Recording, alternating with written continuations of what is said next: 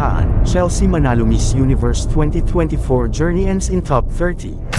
Mga ka-showbiz, isang mainit na balita ang gumising sa atin ngayon. Ang ating pambato sa Miss Universe 2024 na si Chelsea Manalo ay uuwing luhaan matapos hindi makapasok sa top 12 ng prestihiyosong kompetisyon na ginanap sa Mexico. Ano nga ba ang nangyari? Alamin natin ang buong detalye. Si Chelsea ay pumasok sa top 30, at dito ay nakita natin ang kanyang confidence, ganda, at talino na talaga namang ikinabilib ng marami.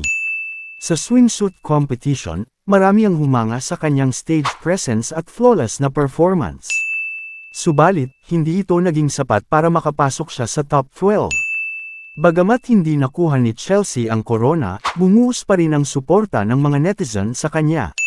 Marami ang nagpahayag ng kanilang pasasalamat sa kanya sa pagre-represente sa Pilipinas.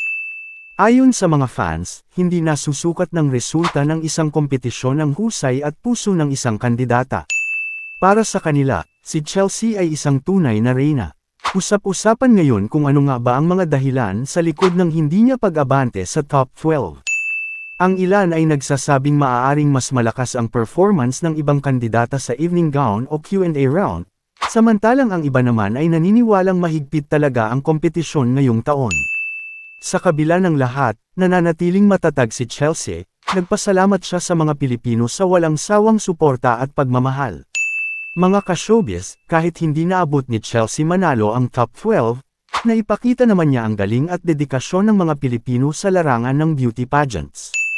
Siya ay mananatili sa ating puso bilang inspirasyon. Kaya Chelsea, maraming salamat at saludo kami sa iyo.